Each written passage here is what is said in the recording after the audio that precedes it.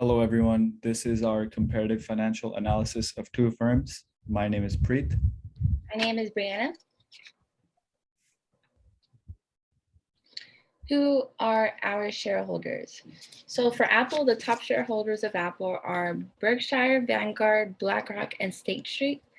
And the top shareholders for Microsoft are VMR, State Street, Vanguard, and BlackRock. Okay, so do they care about our cost of capital and why? Investors do indeed value the cost of capital as it is a rather substantial piece of the decision-making process. Taking on significant amounts of debt can cause the company to become over-leveraged and place itself in a rather dismal financial position. What is our cost of debt financing? Apple has a cost of debt financing of 2.18%. This is calculated based on their interest expense of 2.701 billion divided by their average total debt of 123.9 billion. Microsoft has a cost of debt of 2.74%. This is calculated based on their interest expense of 2.233 billion divided by the average total debt of 81.567. When comparing Apple and Microsoft, Apple has the better position as it has a lower cost of debt compared to Microsoft, and they do have the lower cost of debt by 22.76%.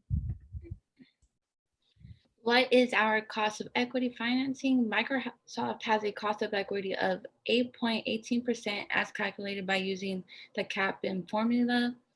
Apple has a cost of equity of 8.61% calculated by the same formula. As a result, Microsoft has a better position when comparing to Apple because it has a lower cost of equity by 5.12%. What is our overall cost of capital? Apple has an overall cost of capital of 9.07% as calculated by WACC. By using the same formula, Microsoft has a 6.97% of WACC. Microsoft has lower WACC, which indicates the company's growing earnings and how high their market value is. Moreover, it has a lower risk than Apple. Could we lower this by changing our capital structure? Yes, this can be achieved by taking on more debt or by increasing the equity by producing more goods. We can either sell off current assets or acquire new ones. All of these factors would indeed alter the capital structure of each of the respective firms. How would a financial restructuring affect the value of our company? A potential restructuring could cause the corporate bond ratings to either increase or decrease. This will result either in a higher or lower interest payment on the debt taken on by the companies. Would more debt create unnecessary risk? The answer to this rather simple question is a resounding yes. Debt in its very nature is a risk. Some benefits of debt are that it doesn't dilute shareholders' equity, interest payments are tax deductible, and the debt obligations are predictable. In addition, it helps the company keep profits and secure tax savings. On the other hand, some downsides to debt are that it increases the debt/equity ratio and assets could be seized for non-payment. Apple had a debt/equity ratio of 1.707, while Microsoft was 0.3328. What does the competitors do? Microsoft competes with IBM because both companies are active in cloud computing. But Microsoft is a more suitable pick as it has had a strong growth in Office 365 over the past years. In the last 4 years, Microsoft shares have increased about more than 400%, which is equivalent to more than $300. On the other hand, IBM shares have decreased about 10% over the last 4 years. Apple competition varies, but Google is at the very top as they are both popular tech companies. Apple attracts more retail investors, meanwhile, Google appeals to more institutional investors. Apple and Google trade for higher valuations than the S&P overall. Although Apple has greater volatility than Google, as a result, Google has better growth prospects.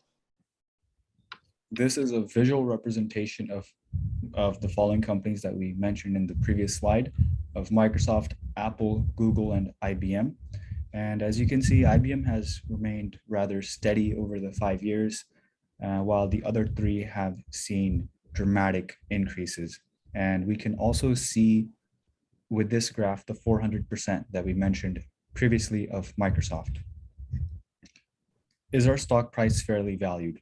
Based on the DCF valuation for Apple, the essential value for the company is $118.59, and the price of the stock was $164.23. As a result, the stock is overvalued by 30%.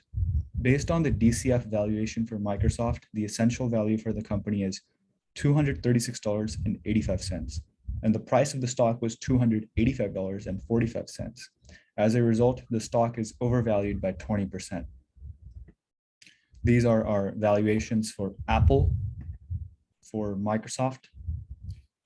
These are the graphs that we got, and the other graphs that we used to calculate our data.